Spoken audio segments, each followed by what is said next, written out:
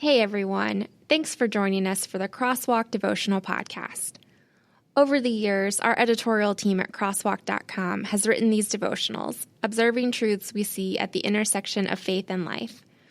We're thrilled to offer them to you now in podcast form. To get all of these episodes straight to your phone each week, just subscribe on iTunes or wherever you get podcasts. To find more devotional content like this, just visit us at crosswalk.com.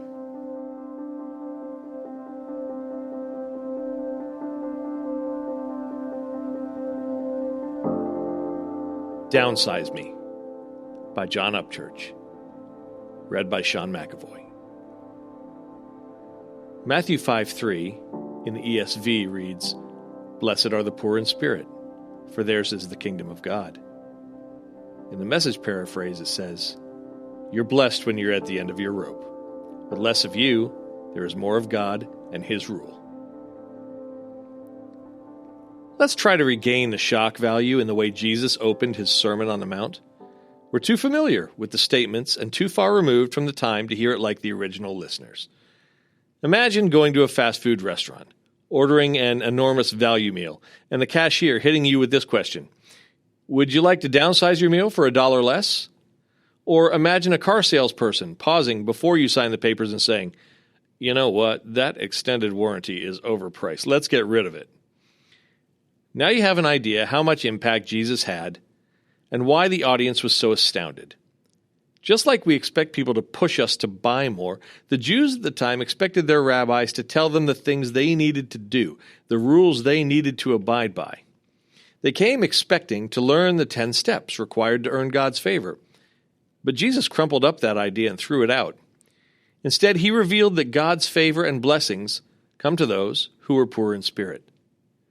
There's more to it, however, than simply being beaten down or contrite. The poor in spirit, the ones at the end of their ropes, are those who realize they've gone as far as human effort can get them. In terms of salvation, that's not very far.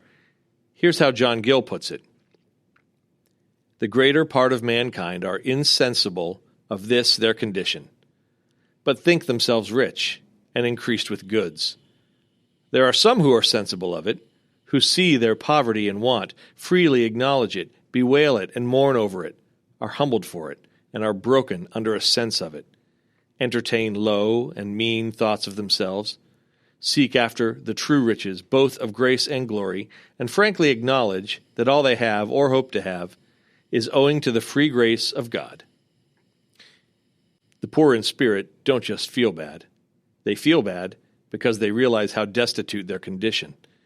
When we truly understand that karma points and charitable acts amount to nothing more than drops of food coloring in the ocean, then we've gotten the point.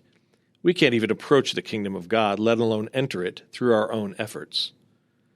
But those who look down and see the filth and pre-salvation our spiritual appearance is just that, are those who realize the need for God. And with that realization comes the increase of God in our lives and the decrease of self. Intersecting faith and life. The Beatitudes are much more than good ideas or suggestions. They crush preconceptions and expose us as we truly are. Each one reveals our need for God, our need for the work only He could do.